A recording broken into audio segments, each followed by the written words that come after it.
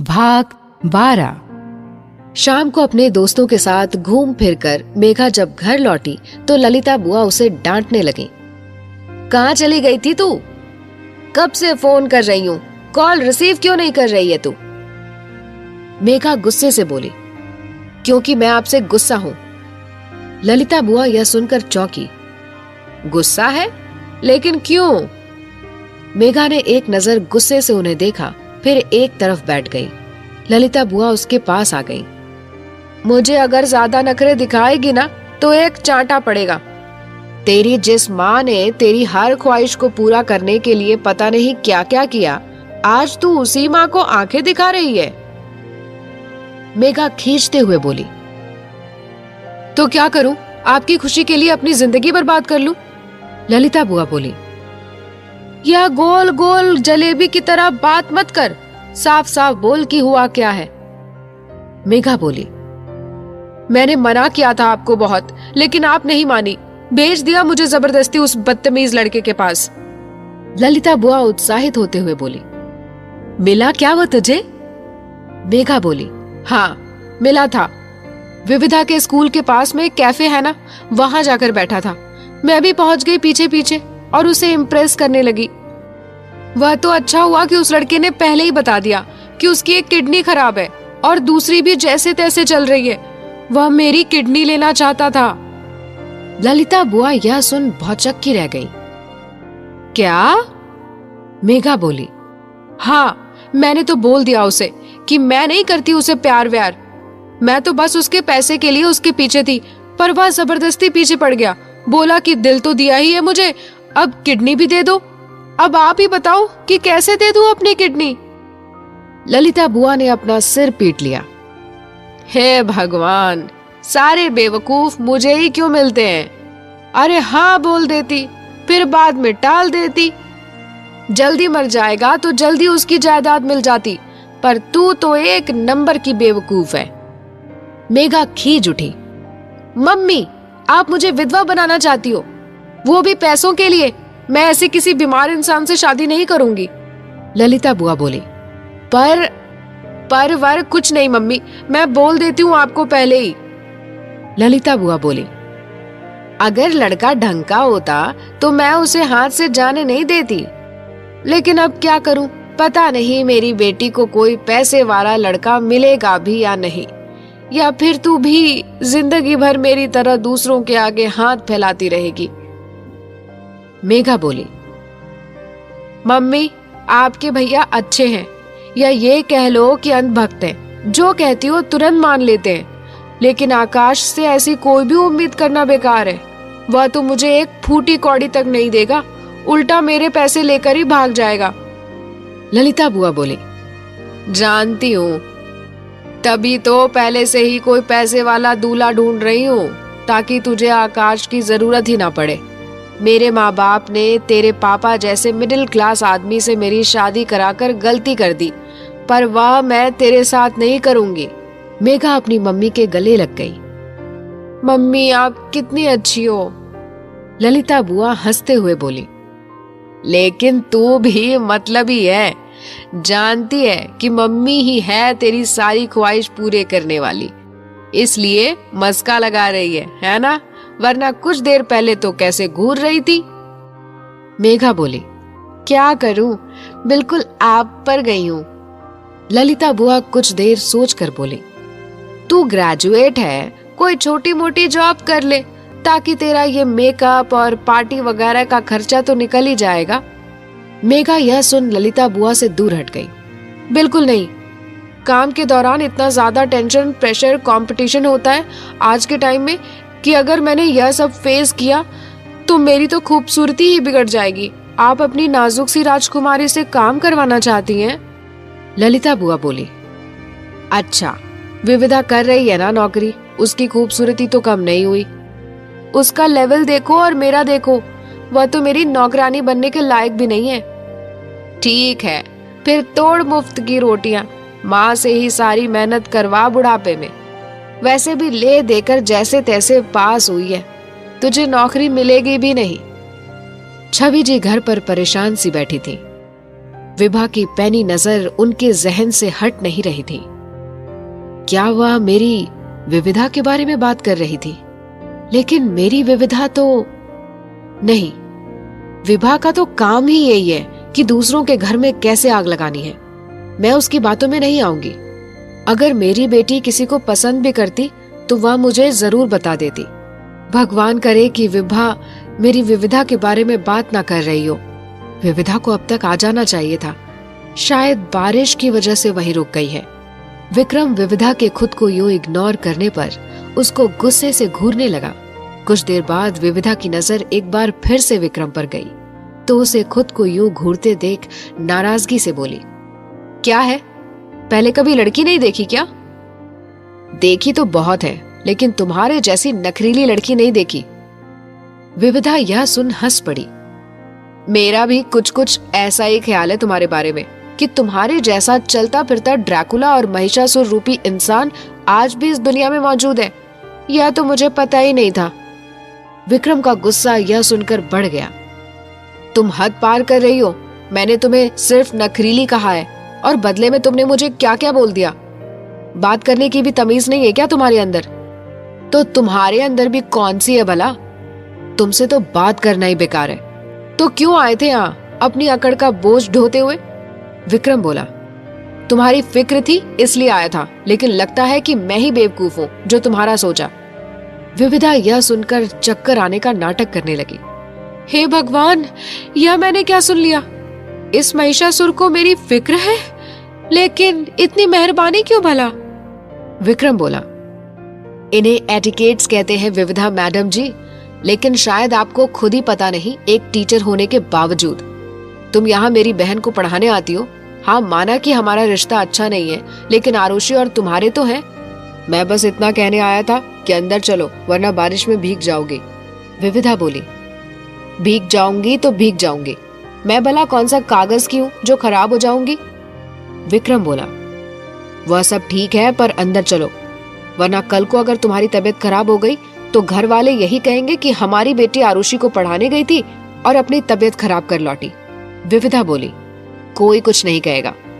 विक्रम फिर से बोला, फिर भी अंदर चलो।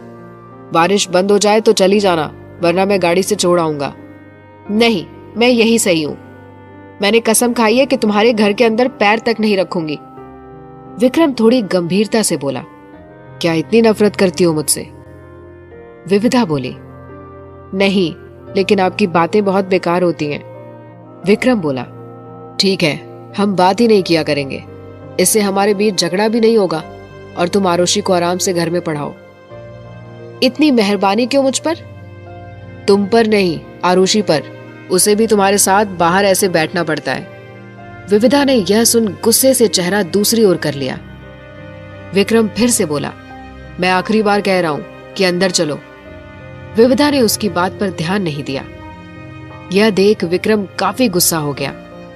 यह क्या बार बार इग्नोर कर रही हो मुझे? मैं यहाँ खड़ा तुमसे बात कर रहा हूँ और तुम हो कि कभी इधर तो कभी उधर देख रही हो। विविधा बोली, अगर इतना ही बुरा लग रहा है तो जाओ यहाँ से। मैंने तो नहीं बुलाया तुम्हें। ऐसे ही दूसरों को भी बुरा लगता है जब तुम उन्हें उल्टा सीधा बोलते हो। उस दिन मुझे मेरी ही क्लास से बाहर निकाल दिया। अपने रुतबे का इस्तेमाल कर। अगर आरुषि को खोने का इतना ही डर है तुम्हारे अंदर तो उसे प्यार से जीतो ना, ताकि कोई चाहकर भी तुम्हारे और उसके बीच ना आ सके। विक्रम गुस्से से दूसरी तरफ देखने लगा। विविधा बोली, देखा, लगी ना मिर्ची, सच कड़वा ही होता है। विक्रम ने अब एक बार फिर विविधा की तरफ देखा। मैं आखिरी बार पूछ रहा हूं कि अंदर चल रही हो या नहीं। विविधा बोली, नहीं, बारिश कोई ड्रैकुला थोड़ी है जो मुझे खा जाएगी। विक्रम ने एक गहरी सांस ली। ठीक है, जैसी तुम्हारी मर्जी। अगले ही पल उसने विविधा का हाथ पकड़ उसे बाहर खुले आसमान के नीचे थोड़ा हल्के से ढकेल दिया। अगले चंद पलों में विविधा बारिश में भीगने लगी। दयाल काका उनकी सारी हरकतें देख मुस्कुरा रहे थे। विविधा हैरान सी बोली, यह क्या किया तुमने? धक्का क्यों दिया? भिगा दिया ना बारिश में मुझे। विक्रम मासूम सा चेहरा बनाते हुए बोला, अरे तो क्या हो गया? बारिश कौन सी ड्रैकुला है जो तुम्हें खा जाएगी? फिर अभी तो तुमने ही कहा कि तुम भला कौन सी कागज की बनी हो जो पानी से खराब हो जाएगी। अभी खड़े रहो आराम से, मैं तो अंदर जा रहा हूँ। विक्रम मुस्कुराते हुए अंदर जाने को हुआ कि विविधा ने उसे भी बारिश में खींच लिया। विक्रम गुस्से से बोला, यह क्या हरकत है विविधा? विविधा बोली, अब हुआ हिसाब बराबर। तुम इतना गुस्सा क्यों कर रहे हो? क्या तुम कागज के हो? विक्रम बोला, अब तो अंदर चलो। नहीं। विक्रम विविधा का हाथ पकड़ जबरदस्ती अंदर ले गया। विविधा उस पर गुस्सा करती रह गई, लेकिन विक्रम पर उसका कोई असर नहीं हुआ। दयाल काका उन्हें आते देख जल्दी से किचन में भाग गए। जब विक्रम विविधा घर के अंदर आए तो उनकी बहस सुन आरुषि और दयाल काका दोनों बाहर सिटिंग एरिया में आए। काका बोले, अरे क्या कर रहे हो तुम दोनों? झगड़ा क्यों कर रहे हो बच्चों की तरह? विविधा बोली, देखिए अपने बेटे को जरा, पहले मुझे बारिश में भिगो दिया, फिर जबरदस्ती घर के अंदर भी ले आए। विक्रम बोला, तो क्या करता? प्यार से मान ही नहीं रही थी और भिगोया तो तुमने भी मुझे। आरुषि उनके झगड़े को देख धीरे से हंसने लगी। दयाल काका बोले, अरे बस बस, लड़ना बंद करो दोनों और जाकर कपड़े चेंज कर लो, वरना तबीयत खराब हो जाएगी। विक्रम सीढ़ियों से ऊपर की तरफ चला कि विविधा की आवाज उसके कानों में पड़ी, अंकल मेरे पास तो दूसरे कपड़े हैं ही नहीं, तो मैं क्या पहनूंगी? दयाल काका कुछ कहते कि उससे पहले ही विक्रम बोल पड़ा, काका वो लखनऊ से साड़ी लाया था ना, वाइन कलर की, वही दे दो, वरना ये बीमार पड़ गई तो फिर मेरा ही सिर खाएगी। और अदरक वाली चाय भी दे देना, ताकि सर्दी से थोड़ी राहत मिले। यह सब बोल विक्रम अपने कमरे में चला गया, लेकिन विविधा, आयुषी और दयाल काका तीनों हैरान से उसे देखते रह गए। विक्रम अपने कमरे में आया और कपड़े चेंज करने के बाद खिड़की के पास खड़ा होकर बाहर होती बारिश को देखने लगा। उसे अब एहसास हुआ कि कैसे उसने कुछ देर पहले विविधा की फिक्र की, वह भी उसके सामने। पता नहीं विविधा और दयाल काका क्या सोचेंगे कि मुझे उसकी इतनी फिक्र क्यों हो रही थी, और न जाने मैंने भी अचानक से ऐसा क्यों कह दिया। मुझे ऐसा नहीं कहना चाहिए था। दूसरी ओर दयाल काका मुस्कुराते हुए विविधा की तरफ देख रहे थे, जो अभी तक सीढ़ियों की तरफ ही देख रही थी। उसे समझ ही नहीं आया कि जो शख्स हर वक्त उसे जली कटी सुनाता रहता था, वह आज उसकी फिक्र कैसे कर रहा है। उसने अब नजर हटा काका की ओर देखा तो उन्हें खुद की ओर देख मुस्कुराते हुए पाकर वह झेप गई। दयाल काका हंसते हुए आरुषि से बोले, लगता है बिटिया तुम्हारे भाई और मैम में दोस्ती हो सकती है। आरुषि बोली, हाँ देखो ना काका, भाई खुद मैम को घर के अंदर ले आए और इन्हें भी आना ही पड़ा। विविधा नाराज होकर बोली, मैं आई नहीं, तुम्हारे भाई लाए मुझे, वो भी जबरदस्ती। मैं जा रही हूँ अपने घर, हर बार तुम्हारे भाई की मर्जी नहीं चलेगी। विविधा जैसे ही 2 कदम आगे बढ़ी कि दयाल काका बोले, ऐसी तेज बारिश में जाना सही नहीं है, और अब तो तुम घर में आ ही चुकी हो तो तुम्हारी कसम भी टूट गई, इसलिए गुस्सा छोड़ दो। अगली बार अगर विक्रम कुछ कहे तो तुम यह तो कह ही सकती हो कि वो तुम्हें घर में लाया था। और तभी विविधा चीख पड़ी। दयाल काका को याद आया कि विविधा अभी तक भीगी हुई खड़ी है। अरे मैं तो भूल ही गया तुम्हारा, आओ मैं तुम्हें कपड़े देता हूँ, जल्दी से आकर चेंज कर लो। दयाल काका विविधा को गेस्ट रूम में ले गए और उसे विक्रम की लाई हुई साड़ी देकर वापस सिटिंग एरिया में आ गए, जहां आरुषि बैठी हुई उनका इंतजार कर रही थी।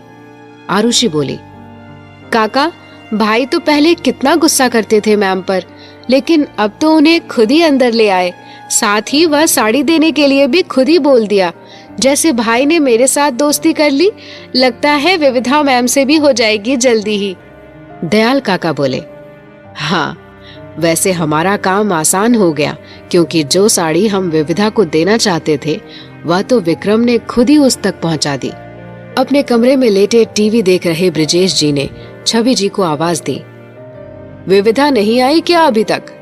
छवि जी, जो अब तक विभा की बातों में डूबी हुई थी, उठकर उनके पास आई। बाहर बारिश बहुत तेज हो रही है, तो शायद आरुषि के घर पर ही होगी, मैं कॉल कर लेती हूँ उसे। ब्रिजेश जी बोले, हाँ करो, वैसे भी तुम माँ बेटी सुनती ही कहाँ हो मेरी, विविधा के तो पता नहीं दिमाग में क्या ही चलता रहता है। मेरी बहन तो उसे पता नहीं क्या नजर आती है। अपने बड़ों का मान सम्मान करने से छोटों की इज्जत थोड़ी ही कम हो जाती है। कितनी बार कहा है कि बुआ इतने पास में रहती है, थोड़ा बहुत उनके पास भी जाकर बैठा करो और उनके अनुभव से कुछ सीखो, लेकिन नहीं। मैंने उसे नौकरी छोड़ने के लिए कहा, लेकिन वह तो एक ट्यूशन और लेकर बैठ गई। अरे पैसों की कमी है क्या? इतना तो कमा ही लेता हूँ कि हमारी अच्छे से गुजर बसर हो जाती है। या कोई तरीका थोड़ी होता है। शरीफ घर की लड़कियों का घर के बाहर घूमना फिरना अच्छा नहीं लगता। उन्हें अंधेरा होने से पहले ही घर लौट कर आ जाना चाहिए। तुम भी हद करती हो। मैं पूछ रहा हूँ तब कॉल कर रही हो। उससे पहले ही बात कर लेनी थी ना। छवि जी बोली, मैं बस करने ही वाली थी, तो अब तक क्यों नहीं किया? छवि जी ने विविधा को कॉल किया तो सिटिंग एरिया में सोफे पर रखा उसका फोन बज उठा। दयाल काका ने जब फोन की स्क्रीन पर हमारा नाम लिखा देखा तो पहले चंद सेकंड तो विविधा के लौटने का इंतजार किया, लेकिन जब वह गेस्ट रूम से बाहर नहीं निकली तो काका ने खुद ही फोन उठा लिया। कॉल रिसीव होते ही दूसरी तरफ से छवि जी परेशान सी बोली, हेलो विविधा, कहाँ हो? सब ठीक है ना? दयाल काका बोले, मैं दयाल बोल रहा हूँ। विविधा ने काफी देर तक इंतजार किया बारिश के रुकने का और थोड़ा भीग भी गई, लेकिन बारिश की वजह से विक्रम बेटा ने उसे जाने से मना कर दिया था कि अभी जाना ठीक नहीं है। मैं और आरुषि हैं उसके साथ। जब बारिश कम हो जाएगी तो हम खुद विविधा को छोड़ने आ जाएंगे। छवि जी बोली, ठीक है, लेकिन ज्यादा लेट मत कीजिएगा। दयाल काका बोले, जी बिल्कुल। छवि जी ने फोन रख दिया और ब्रिजेश जी की तरफ देखा जो उनकी बातें सुन रहे थे। वह बेड से उठने को हुए कि छवि जी ने रोक दिया। आप कहाँ जा रहे हैं? एक तो पैर में पहले से ही लगी हुई है। ब्रिजेश जी बोले, तो क्या करूं? बेटी घर पर नहीं आई है और मैं यहाँ बिस्तर पर ऐसे ही बैठा रहूं? बारिश हो रही है तो क्या हुआ, मैं खुद जाकर ले आऊंगा उसे। छवि जी बोली, कैसे लेकर आएंगे? बाइक पर? दयाल जी कह रहे हैं ना कि वो लोग कुछ देर में छोड़ आएंगे। किसी तरह उन्हें समझाने के बाद छवि जी सोचने लगी कि विक्रम तो हर वक्त विविधा पर गुस्सा रहता था, फिर आज कैसे फिक्र हो गई? ये लड़का बदल रहा है या विविधा को ही उसे पहचानने में गलती हुई? आरुषि को अपना होमवर्क करने के लिए रूम में भेज काका विक्रम के कमरे में जा पहुंचे और उसे खिड़की के पास खड़े होकर बाहर होती बारिश को देखते हुए पाया तो अपना गला साफ कर विक्रम का ध्यान अपनी ओर खींचा। विक्रम ने एक नजर उन पर डाली और वापस से बाहर देखने लगा। कुछ ज्यादा ही गला खराब हो रहा है आपका। कुछ कहना है तो सीधे कह डालिए ना। काका बोले, कह तो दूंगा ही, लेकिन देख रहा था कि यहाँ का मौसम आज कुछ बदला बदला सा है। विक्रम यह सुन मुस्कुरा उठा। कमाल है, शराब मैं पीता हूँ लेकिन नशे में आजकल आप घूमते रहते हो। कोई पसंद आ गई है क्या? काका ने हाँ में सिर हिलाया। हाँ, बहू मिल गई है मुझे मेरी। बताया था ना कि पसंद की है तुम्हारे लिए। विक्रम ने एक गहरी सांस ली और काका की ओर देखा। विविधा की बात कर रहे हैं ना आप? यह सुन दयाल काका दंग रह गए। तुम्हें कैसे पता? विक्रम बोला, आपकी हरकतों ने बताया मुझे। मैं कहता नहीं, इसका ये मतलब नहीं कि कुछ समझ नहीं आता। आपकी जुबान पर आजकल विविधा का नाम ही छाया रहता है। क्यों भूल जाते हैं आप कि अगर आप मुझे पिछले 24 साल से जानते हैं तो मैं भी आपको उतने ही सालों से जानता हूँ। काका यह सुन जोर से हंसे और विक्रम के पास आ खड़े हुए। तो कर दो ना मेरी इच्छा पूरी। विक्रम बोला, हरगिज नहीं। वह वहां से जाने लगा कि काका उसके सामने खड़े हो गए। क्यों नहीं? तुम्हें भी तो पसंद है वो, है ना? इस बार हैरान होने की बारी विक्रम की थी। किसने कहा आपसे? ये झूठ है। दयाल काका बोले, तो फिर वो साड़ी विविधा को देने के लिए क्यों कहा? विक्रम थोड़ा नाराज सा होकर बोला, क्यों? क्या आपको पहननी थी वो साड़ी, या फिर उसे पहनने के लिए अपना सूट या आपके कुर्ते देने को कहता? कैसी बेकार की बातें कर रहे हैं आप। दयाल काका बोले, सच बताओ कि साड़ी गलती से आई थी या तुम विविधा के लिए? विक्रम गुस्से से उन्हें घूरने लगा। अगर किसी के लिए कुछ लाता हूँ तो खुद से बता देता हूँ, ऐसे छुपा कर नहीं लाता। अब क्या स्टैम्प पेपर पर लिख कर दूं कि साड़ी गलती से आई? काका बोले। लेकिन बस, अब और कोई बहस नहीं। आप कमरे से जाइए और मुझे इत्मीनान से काम करने दीजिए। काका विक्रम को गुस्सा होते देख चुपचाप बाहर जाने लगे कि विक्रम की पीछे से आवाज आई, और हाँ, कल सुबह से पहले आप मेरे कमरे में नहीं आएंगे। दयाल काका बोले। लेकिन खाना? बाहर से ही आवाज दे दीजिएगा, मैं खुद आ जाऊंगा। काका बोले। और विविधा को घर भी तो छोड़ना है। विक्रम बेरुखी से बोला। आप छोड़ आइए। काका बोले। लेकिन चाय? विक्रम बोला। क्या हो गया है आपको? भूल गए क्या कि मैं चाय नहीं पीता? काका उसे कहने को हुए कि वो तो विविधा को चाय पिलाने के बाद छोड़ने की बात बोल रहे थे, लेकिन फिर सोचने लगे कि इस जिद्दी लड़के से तो बाद में निपटेंगे, पहले जाकर चाय बना लेते हैं। किचन में आकर दयाल काका ने अदरक वाली चाय बनाई कि सामने से विविधा आती दिखी। उस पर साड़ी काफी अच्छी लग रही थी। दयाल काका उसे इस रूप में देख खुश हो गए। विविधा उनके पास आ खड़ी हुई तो काका को शैतानी सूझी। आइए छोटी मालकिन, कहिए चाय के साथ और क्या लेंगी आप? छोटी मालकिन सुनते ही विविधा मचल उठी और दोनों हाथ बांधकर खड़ी हो गई। अंकल, ये गलत बात है।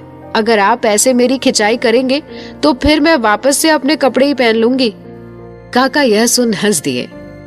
अरे हमारी टीचर बिटिया तो नाराज हो गई। मैंने जानबूझकर कुछ नहीं किया। तुम्हें इस रूप में देखते ही मेरे मुंह से छोटी मालकिन शब्द खुद ही निकल गया।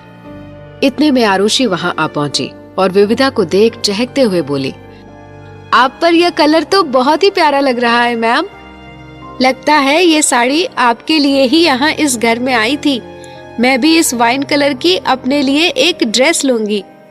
विविधा को अब विक्रम की कही बात याद आई। अंकल, ये साड़ी है किसकी? मैंने तो आपके घर में किसी लेडी को नहीं देखा। दयाल काका बोले। तुम सही कह रही हो। विविधा बोली। तो फिर विक्रम किसके लिए साड़ी लाया? उसने कहा था ना कि वो लखनऊ से ये साड़ी लाया था। आरुषि बोली। मैम, वो हुआ यूं कि। तभी दयाल काका उसकी बात काटते हुए बोले, दरअसल ये साड़ी तुम्हारे लिए ही इस घर में आई थी। विक्रम को साड़ी पसंद आ गई तो वो ले आया और अब खुद ही तुम्हें देने को कहा। किसी और के लिए लाता तो अब तक तो उसे दे देता ना। विविधा अब सोच में पड़ गई। आरुषि हैरानी सी दयाल काका को देखने लगी कि काका ने इतनी सफाई से झूठ बोल दिया मैम को। काका ने जब उसे खुद को यूं देखता पाया तो विविधा से नजरें बचाते हुए अपने दोनों कान पकड़े धीमे से सॉरी कहा। आरुषि सोचने लगी कि काका तो हम बच्चों से भी ज्यादा शैतान है। काका ने विविधा को उसकी माँ के कॉल के बारे में बताया और चाय पी के घर छोड़ने की बात कही। काका ने कुछ सोचकर 4 कप चाय तैयार की। विविधा ने ट्रे को उठा लिया और तीनों जाकर वापस से सिटिंग एरिया में जा बैठे। विविधा ने काका आरुषि को चाय दी, फिर सीढ़ियों की तरफ देखा। काका, ड्रैकुला तो अब तक नहीं आया, चाय ठंडी हो जाएगी, बुला लीजिए उसे भी। आरुषि जैसे ही कहने को हुई कि विक्रम चाय नहीं पीता कि काका ने अपने हाथ से उसका मुंह बंद कर दिया। चाय पीते वक्त बोलते नहीं वरना खांसी आ जाती है। काका ने अब विविधा की ओर देखा। वो नीचे नहीं आएगा। विविधा बोली। तो आप दे आइए चाय। काका ने अपने दोनों घुटने पकड़ लिए। दे तो आऊं बेटा, लेकिन आज घुटनों में दर्द बहुत है। आरुषि को ऊपर जाना मना है, लेकिन हाँ, तुम मेहमान हो तो शायद तुमसे कुछ ना कहे। विविधा यह सुन हड़बड़ा गई। मैं नहीं जाऊंगी। मैं क्यों जाऊं? काका उदास चेहरे से बोले। ठीक है, मैं ही चला जाता हूं, वरना अगर उसे चाय नहीं मिली तो जुकाम हो जाएगा। विविधा उठ खड़ी हुई। अच्छा ठीक है, मैं ले जाती हूँ। वह विक्रम के लिए चाय लेकर सीढ़ियों की तरफ बढ़ी तो पीछे से दयाल काका भांगड़ा करने लगे। आरुषि यह देख चुपके से हंसने लगी। विविधा ने अब पीछे मुड़कर देखा तो काका वापस से घुटने पकड़कर दर्द से कराते हुए सोफे पर बैठ गए। विविधा सीढ़ियों से ऊपर जाकर विक्रम के कमरे के बाहर खड़ी हो गई। उसे बहुत अजीब सा लग रहा था विक्रम के कमरे में जाने से। एक तो वो पहली बार उसके कमरे में जा रही थी और पता नहीं वो कैसे रिएक्ट करेगा। दूसरी बात कि उसने उस वक्त साड़ी पहनी हुई थी, वो भी विक्रम की लाई हुई। विविधा ने अपनी हड़बड़ाहट छुपाते हुए विक्रम के कमरे के दरवाजे को नॉक किया।